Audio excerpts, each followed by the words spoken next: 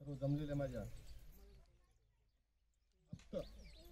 नातेवाईक आणि माझे नातेवाईक बंधू काका मामा काकाजी सर्व आहे माझे. मला एकच सांगा वाटते, वडिलाच्या आठवणी.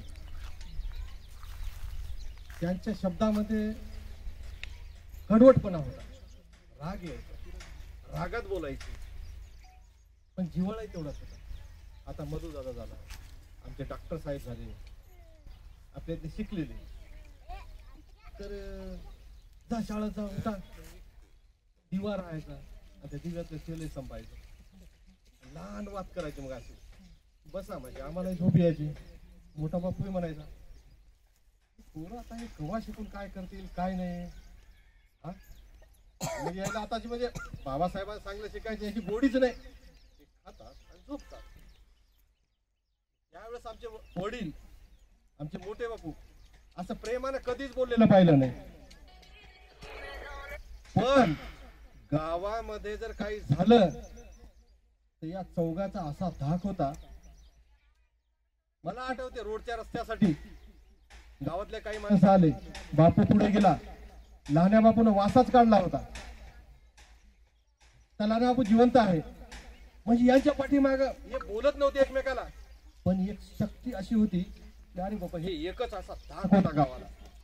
बाकी हेच विनंती आहे, आपण भाऊ भाऊ एकमेकाला बोलू नाही काय कोण्या कारणास्तव, तर हे धाक कायम ठेवा.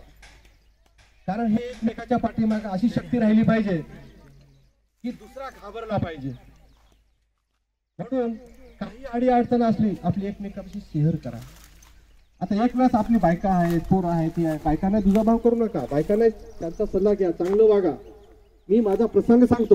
आताच मोठ्या माईने आमच्या सांगितलं की बायकाच्या आरी, तसं नाही मोठी माई, आताचे पोर शिकलेले आहेत, समजून घेतात.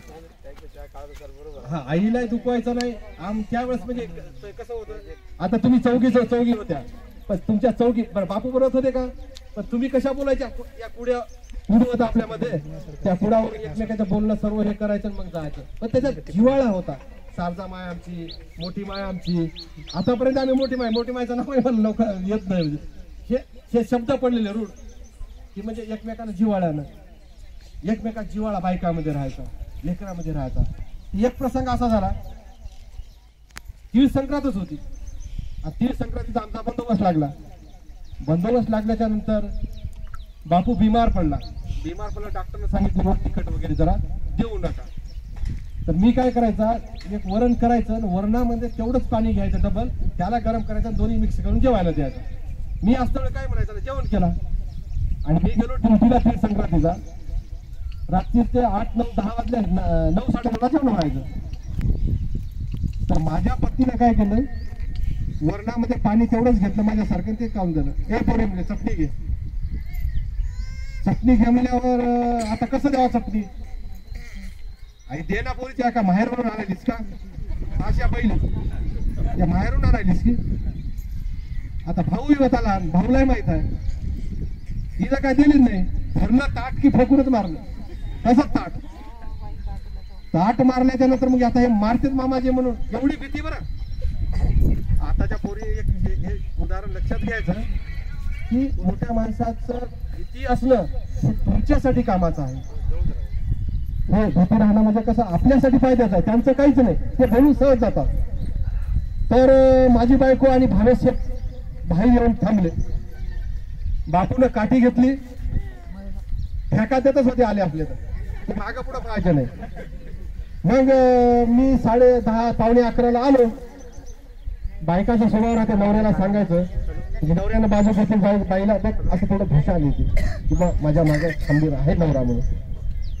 मी दारात आल्याच माझी बायको रडायली. आता बापूचा मला स्वभाव माहित होता. बापूने काय केलं, आता दत्ता आला त्याने समजलं असेल बायकोचे भाडे आजकालचे, 100% म्हणलाच असं बापून. पण मी आल्या पाहिलं बापाचा नंबर खिडकीतून, बापानं थैली भरलेली, धोतर भरलेलं, काठी अशी जवळ घेऊन, आता यानं बोलला, तिकीट लागत नव्हतं काही नव्हतं, स्वतः समोर यानं तयारीत बसला.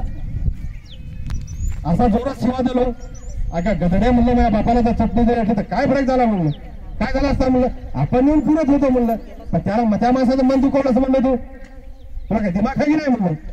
आता आमचा बापू थंडागार बसला, त्याचा जायचा प्लॅन फिक्स केला. कारण तिथं खुराक माझ्यापाशी काही भेटत नव्हता.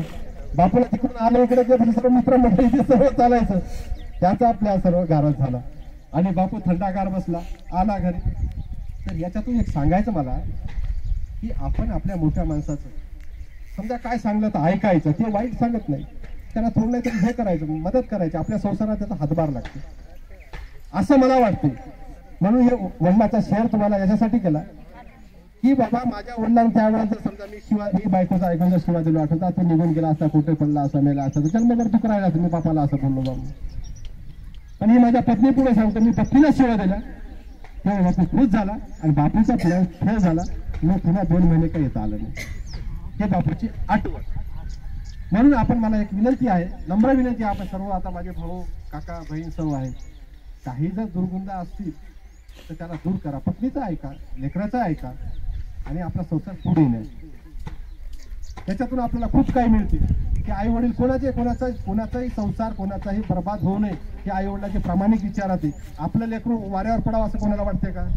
मग मायबाप का बोलतात? नाही माय लईच बोलते, मग बाप लईच बोलते, असं घेऊ नका. हे तुमच्या भल्यासाठी आहे, हे अंगीकारा. आपला जे नक्कीच आहे, बाबासाहेबांनी म्हणून सांगलं, शिका, संघटित व्हा, संघर्ष करा. आपण आता बरेच शिकलो, आज आपण खांद्याला खांदा लावून आपण चालतो. आज आपल्याला कोणी आरळाची भाषा करत नाही. म्हणून एकोपा सर्वाला फार महत्वाचा आहे. म्हणून एकोप्यानं राहा, एकोप्यानं करा आणि कुठलंही कार्य एकमेकाला विचारा. आपल्याला सर्वांच्या विचारानं आपण ते मार्ग दिसलं. एवढे मी 2 शब्द माझ्या आई बाबाच्या पुण्यतिथीनिमित्त सांगू इच्छितो आणि मी माझे इथं 2 शब्द संपवतो. काही चुकलं असेल माफ करा. जय भीम, जय भीम.